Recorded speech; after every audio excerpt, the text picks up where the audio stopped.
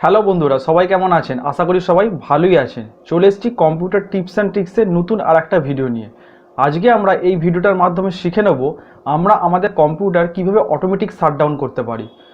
তো বন্ধুরা, প্রথমে একটা কথা বলে রাখি, আমরা আমাদের কম্পিউটার অটোমেটিক শাটডাউন কখন করব।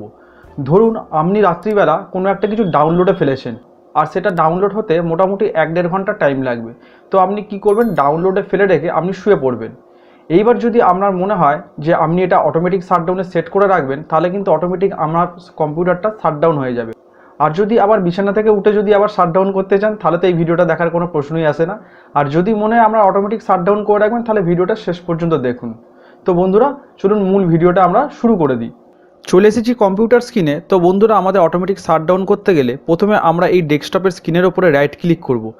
রাইট ক্লিক করার পর এখান থেকে নিউতে আসব। নিউতে আসার পর এখানে শর্টকাটে আসব। শর্টকাটে আসার পর আমাদের কাছে এরকম একটা ডায়লগ বক্স ওপেন হয়ে যাবে। এখানে আমি যে জিনিসটা লিখছি আপনারা একটু ভালো করে দেখে নেবেন। ঠিক সেরকম একই জিনিস আপনাদের লিখতে হবে। তো প্রথমে আমি লিখি এখানে শাটডাউন। শাটডাউন লেখার পর একটা স্পেস দেবো, তারপর দেবো -s, তারপর আবার একটা স্পেস দেবো, তারপর দেবো -t। তো বন্ধুরা, এরপরে আর একটা বিষয় হচ্ছে কি, এখানে আপনি কোন টাইমের পর শাটডাউন করতে চাইছেন। তো এখানে যদি আপনি 1 ঘন্টা পর শাটডাউন করতে চান, তাহলে আপনাকে এখানে 3600 সেকেন্ড দিতে হবে। মানে হচ্ছে মেন ব্যাপার, এখানে আপনাদের এটা সেকেন্ডে কাউন্ট হবে, মানে সময়টা সেকেন্ডে কাউন্ট হবে। আপনি যদি 2 ঘন্টা পর শাটডাউন করতে চান, সেক্ষেত্রে আপনাকে এখানে 7200 দিতে হবে। তো আমি এটা স্যাম্পল হিসাবে আপনাদের 1 ঘন্টা পর শাটডাউন করে দেখাচ্ছি, মানে সেট করে দেখাচ্ছি। তো এখানে আমি দেবো 3600 সেকেন্ড, মানে এখানে শুধু 3600 লিখে দিলেই হবে।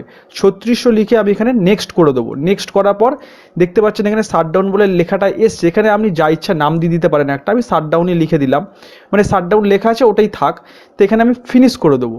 ফিনিশ করার পর দেখতেই পাচ্ছেন ডেস্কটপে আমার একটা আইকন চলে এসছে। এইবার এই আইকনটার উপরে যখন ডবল ক্লিক করবো, ঠিক তখন থেকেই কিন্তু আমার এই শাটডাউনটা কাউন্ট হয়ে যাবে, মানে 1 ঘন্টা যে টাইমটা সেট করেছিলাম সেটা কাউন্ট হতে শুরু করে দেবে। তো আমার কাছে এখানে নোটিফিকেশান চলে এসছে, যেহেতু এটা আমি রেকর্ডিং করছি সেই জন্য নোটিফিকেশানটা এখানে আপনি দেখতে পাবেন না। এইবারে ধরুন বন্ধুরা, আপনারা এই যে শাটডাউনটা সেট করলেন, এটা যদি আপনারা ক্যান্সেল করতে চান তো কীভাবে করবেন। তো ক্যান্সেল করতে গেলে আমাদের এটা করতে হবে কি, তো রান কমান্ডে আসতে হবে। তো এখানে সার্চ বক্সে আসবো, এখান থেকে আমি রান লিখে নেবো। রান লেখার পর আমি এন্টার মারবো। এন্টার মারার পরে এখানে যে ডায়লগ বক্সটা আসবে, তো এখানে আমি লিখবো শাটডাউন। শাটডাউন লেখার পর একটা স্পেস দেবো, তারপর মাইনাস দেবো, তারপর দেবো, দিয়ে এখানে ওকে করে দেবো। ওকে করে দেওয়ার সঙ্গে সঙ্গেই আমার কিন্তু এই যে শাটডাউনটা সেট করেছিলাম এটা কিন্তু ক্যান্সেল হয়ে যাবে, আর এটা অটোমেটিক শাটডাউন আর হবে না। তো আশা করি বন্ধুরা পুরো বিষয়টা আপনারা ভালোভাবেই বুঝতে পেরেছেন। আর এই ভিডিওটা থেকে যদি একটু উপকৃত হন, তাহলে অবশ্যই চ্যানেলটা সাবস্ক্রাইব করে নেবেন।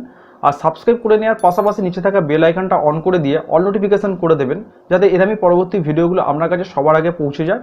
আর বন্ধু বান্ধবদের মাঝে শেয়ার করতে ভুলবেন না, এটা সবার মাঝে শেয়ার করে দিন যাতে সবাই এটা জানতে পারে। ভিডিওটা অবশ্যই এটা লাইক করে দেবেন। দেখা হবে এরকমই কোনো পরবর্তী ভিডিও। ততক্ষণ পর্যন্ত ভালো থাকুন, সুস্থ থাকুন। ধন্যবাদ।